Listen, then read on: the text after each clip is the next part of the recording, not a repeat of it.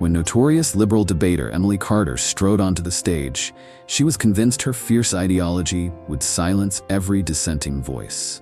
She had no inkling that Barron Trump was about to serve her the most devastating reality check of her life. Before we dive in, drop a comment below and let me know where you're watching from. The prestigious debate forum had drawn the brightest minds from universities across America. All day, impassioned discussions had ignited the auditorium, but nothing could have prepared anyone for what was about to unfold during the open debate session, where any student could take the stage and challenge the prevailing narrative. The atmosphere buzzed with intellectual energy as Emily, famed for her aggressive style, confidently approached the podium. Her purple hair framed her determined expression as she adjusted the microphone, a slight smirk playing on her lips. "Fellow students," she began, her voice ringing clear and commanding, "we're here to discuss progress, but there's an elephant in the room that we must address: the suffocating grip of outdated generations on our nation's future." The room fell into a heavy silence. Some students shifted uneasily in their seats, while others leaned forward, captivated. "Look around," Emily continued, her voice growing bolder. "While we grapple with modern challenges, people over 50 still hold our destiny in their hands. These traditionalists cling to obsolete values, their cherished faith, their so-called patriotism, their rigid family structures." Scattered applause erupted, spurring her on. In the third row, a tall, impeccably dressed young man sat motionless, his expression unreadable. A silent observer whose identity few recognized, Barron Trump had been quietly watching the debates all day. "These people," Emily said, her tone dripping with disdain, "these boomers who can barely figure out a smartphone still dictate our future. They've had their chance. It's high time we admit that their generation is holding us back from true progress." Her words were met with rising cheers that drowned out the few murmurs of dissent. Her eyes blazed with triumph as she delivered her most controversial point yet. "What we need," she declared, her voice rising with conviction, "is an age limit on political participation. Why should someone who won't live to see the consequences of their choices have any say in our future?" The crowd's reaction intensified. Many students stood, cheering her on. "These people," she continued, making air quotes with her fingers, "with their obsession with God and guns, their nostalgic Make America Great Again rants, their dinosaurs, their America is dead.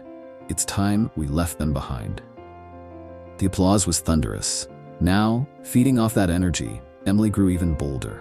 Their so-called values, family values, traditional values, are just code words for resisting progress. These are the same people who built their wealth on privilege and oppression, and now they lecture us on morality. All the while, in the third row, Barron Trump remained still, his jaw tightening almost imperceptibly. Around him, students nodded enthusiastically, some even shouting words of agreement. "I propose," Emily's voice cut through the roar of the crowd, "that we start a movement to restrict voting rights and public office to those under 50. Let's face it, they had their chance. They messed it up. Now, it's our turn." At that moment, the debate moderator, Dr. Harrison, stepped forward with a look of concern. "Does anyone wish to present a counter-argument?" he asked, his voice barely audible over the continuing applause. Emily crossed her arms, satisfaction written across her face. The room began to quiet as students exchanged glances, wondering if anyone would dare challenge such a powerful presentation. "Anyone," Dr. Harrison repeated, reaching for his papers to move on. Then, a deep, clear voice broke the silence. "I would." All heads turned as Barron Trump rose from his seat. His presence promised to shake the stage in ways Emily Carter had never anticipated. Well, Emily's voice dripped with sarcasm as she slithered toward the microphone. "Look who decided to grace us with his opinion." Laughter scattered through the audience at her mocking introduction. Daddy's boy himself. Yet, Barron Trump's composed demeanor remained unruffled as he made his way to the podium. His tall frame and impeccable suit stood in stark contrast to the laid-back vibe of the debate hall. With a flourish, Emily stepped aside and swept an exaggerated gesture toward the microphone. "Go ahead, Donald's pet," she sneered. "Defend your boomer buddies. This should be entertaining." Barron adjusted the microphone with unhurried, deliberate movements. The room held its breath, many expecting him to buckle under Emily's infamous debate tactics. Instead, he offered a slight, genuine smile. No smirk, but one that carried an almost sympathetic warmth. "Thank you for your passionate presentation, Emily," he began, his voice steady and measured. But passion without wisdom is like a ship without a rudder, powerful yet dangerous. For a split second, Emily's confident smile flickered. She hadn't anticipated such calm, articulate composure. Barron continued, "You speak of progress, but true progress isn't built by tearing down those who came before us. It's built on their shoulders." He paused, letting his words settle over the audience. "When you say someone over 50 shouldn't have a voice in our future, do you realize you're referring to the very people who created the technology behind the research for your arguments?" Emily began to interject, but Barron raised a hand, maintaining a respectful tone. "Please, you had your turn." I listened carefully to every word. The audience stirred. Rarely did they witness Emily's self-check so gracefully.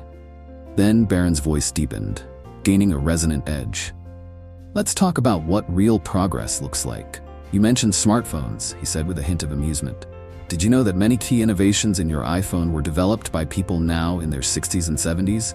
The same boomers you so fervently wish to silence." Emily rolled her eyes. "That's ancient history," she retorted.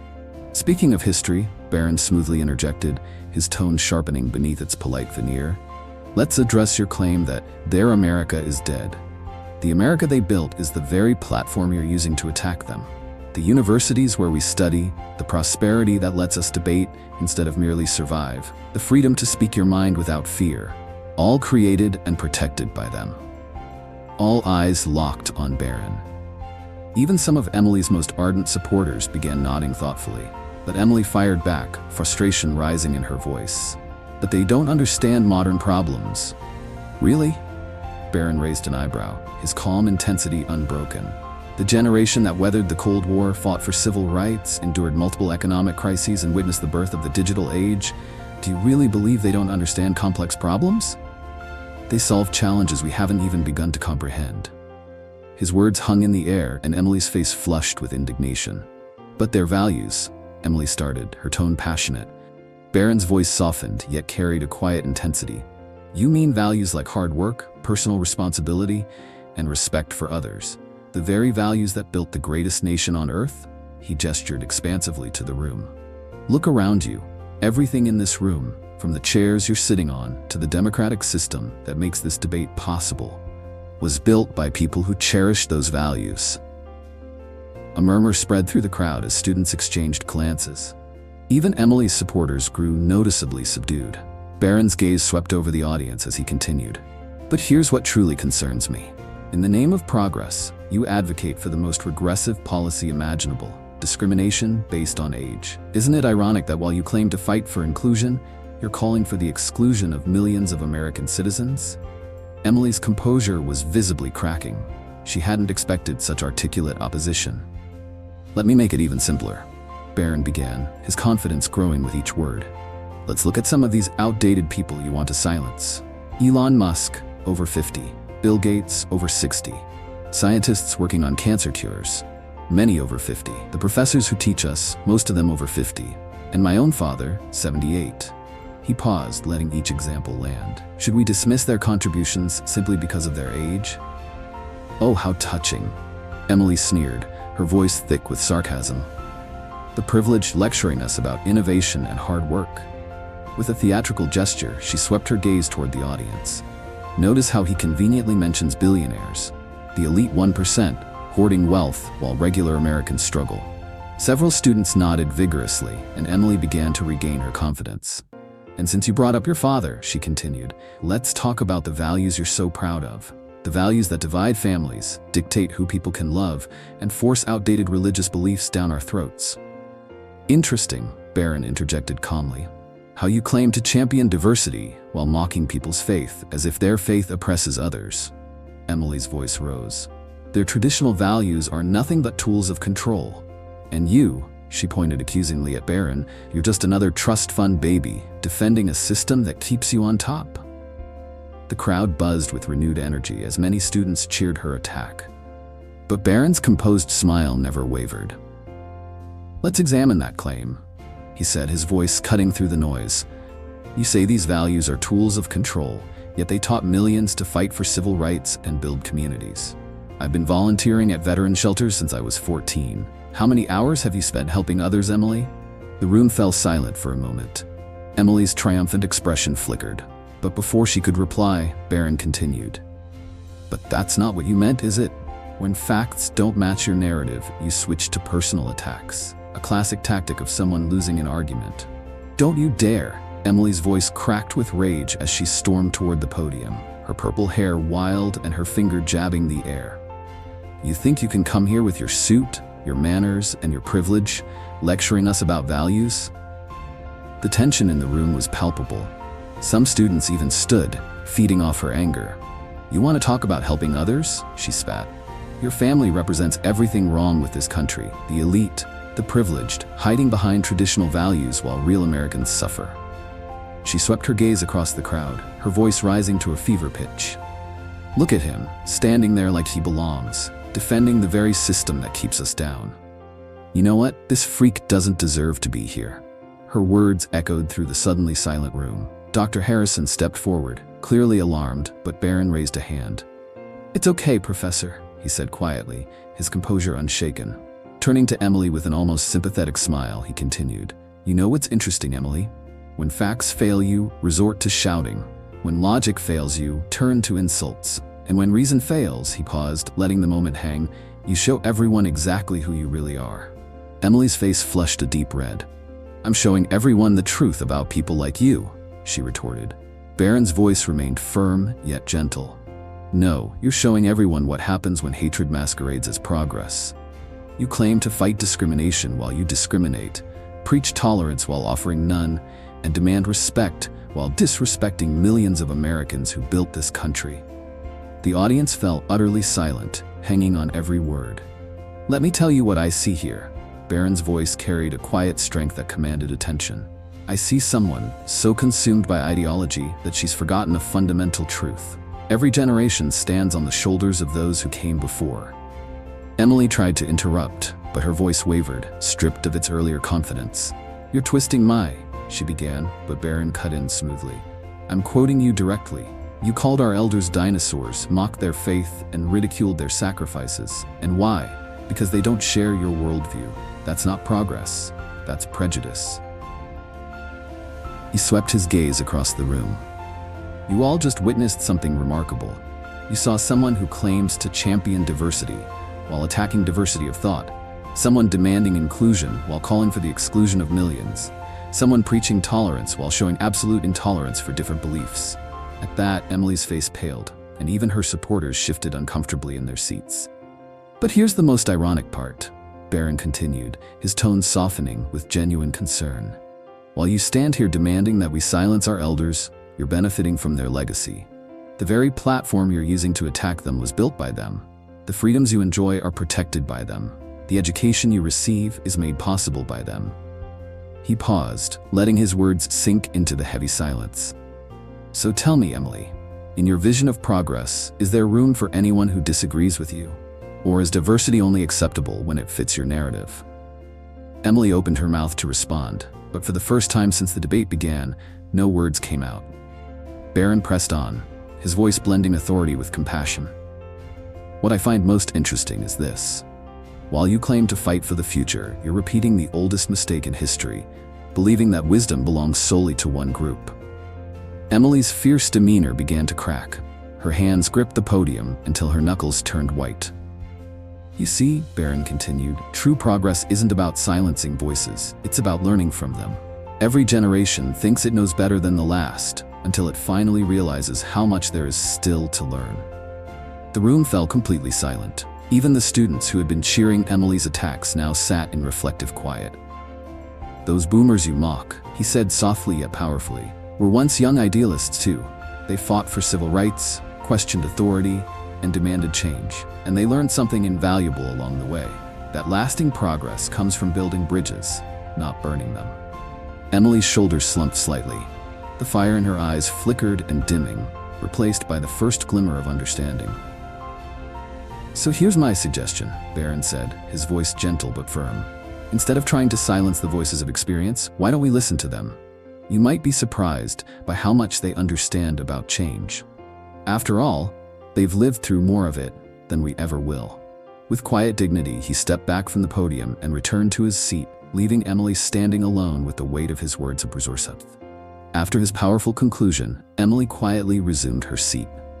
The debate continued, but the energy in the room had noticeably shifted. Students who spoke thereafter were more measured, more thoughtful. Nearly an hour later, as Dr. Harrison was about to close the session, Emily's hand rose tentatively. "Yes, Miss Carter?" the professor asked warily, clearly concerned about reopening the earlier conflict. "May I speak one more time?" Her voice was barely audible, a stark contrast to her earlier confident tone. Several students exchanged worried glances. After a brief hesitation, Dr. Harrison nodded slowly. "Briefly, please." Emily's voice was soft as she made her way to the podium, her steps unsteady, a far cry from the fierce debater who had commanded the stage moments before. Something had changed. The forceful persona was gone, replaced by a woman profoundly shaken. "I need to say something," she began, her voice trembling. "Earlier today, I stood here full of arrogance, attacking the very foundations of our society and disrespecting millions of Americans who built everything we have. I was wrong." She paused, drawing in a shaky breath. "I never imagined that Barron Trump would be the one to show me what true wisdom looks like. That someone I was ready to dismiss could teach me about real inclusivity and compassion. I'm sorry to everyone I offended, to the generations I disrespected. I was blind, and today, my eyes were opened." Without waiting for a response, she stepped down quickly and slipped out of the auditorium. Later that evening, as students filed out of the building, Emily spotted Barron gathering his things. Her heart pounded as she hesitantly approached him, half expecting to be met with the disdain she'd once shown him. "Barron," she said softly, her voice small but resolute, "could I talk to you for a moment?" He turned, and to her surprise, his face bore no trace of anger or resentment. Instead, he smiled warmly. "Of course," he replied. After a brief pause, she struggled to find the right words. "I'm so sorry for everything I said, for how I acted."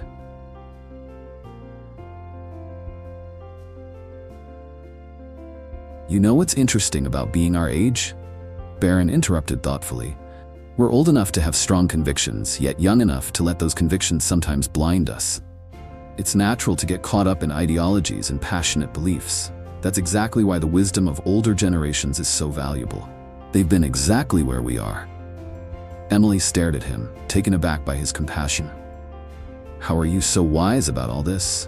she asked. With a gentle smile, he answered, "I've had good teachers. People who taught me that true strength isn't about winning arguments, it's about building understanding. Our elders have fought the same battles, felt the same certainties, and learned the same hard lessons. We don't have to agree with everyone, but we do need to respect their journey." Overwhelmed by his kindness, Emily suddenly stepped forward and hugged him. For a moment, Barron looked surprised, but then he returned the embrace with a tenderness that spoke of genuine understanding. As they parted, both knew this moment was about more than winning or losing a debate. It was about something far more profound, the instant when wisdom overcame pride and understanding conquered division.